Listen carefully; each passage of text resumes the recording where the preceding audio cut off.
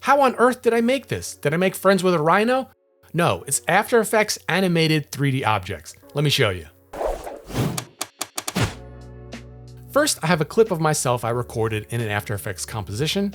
Now I'll navigate to Sketchfab, where I'll download this Rhino 3D object. It has animation built into it, which is exactly what I need. I'll drop that URL below. Once I download this GLB file and import it into After Effects, I'll bring it into my comp, and I'll tweak the scale and position a bit, but it doesn't matter too much because I'll just be readjusting this later. You'll see why.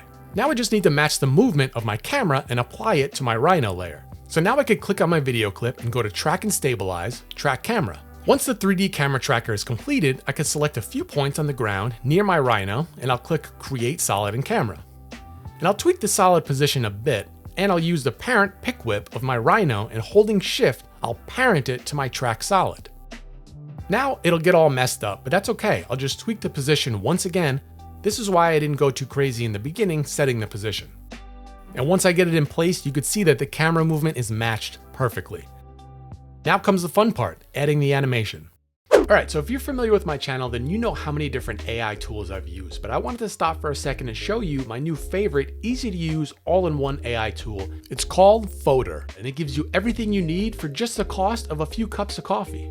It's available on all platforms, desktop app, mobile app, and the web. Instead of me blabbering on about it, let me just show you. So I'm going to show you the generative AI tool, so I'll go to the image generator and type in my prompt. It has a ton of settings here. I'll select 16:9 and keep it on the photography setting, hit generate, and look at this gorgeous image.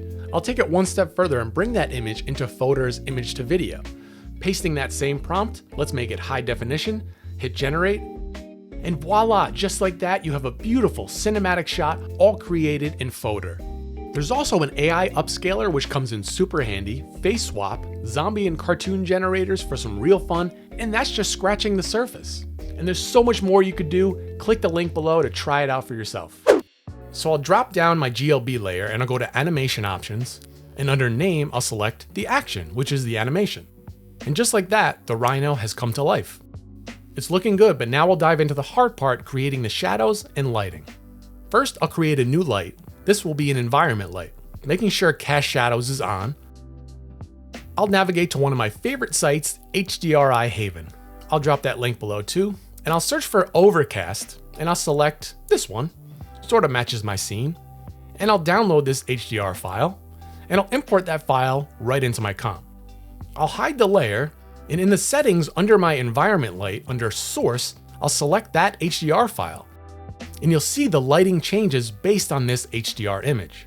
Pretty amazing stuff. Now, this is going to take a toll on your computer. I recommend quitting out of any processor-intensive applications and even clearing your cache in After Effects to speed up your application. At any point, if my composition viewer is slow, I can click on Draft 3D and it will give me the frame without any of the details. So to create an environmental shadow, I first need to set the ground layer. So I'll go back to my 3D camera tracker and I'll select the ground points and set another solid here. And I can adjust the position, scale, and even the curvature of it to match the ground in the scene. And under material options, I'll make sure that Cast Shadows is on and Accept Shadows is only. This might take a little bit, but my shadows will show up looking like this. Now, if I want to speed up my comp, I can pre-render this. So I'll select my Rhino, my light layer, and my shadow layer and pre-render it with an alpha channel and bring it back in if I want to make any final color correction adjustments. Here's the final result.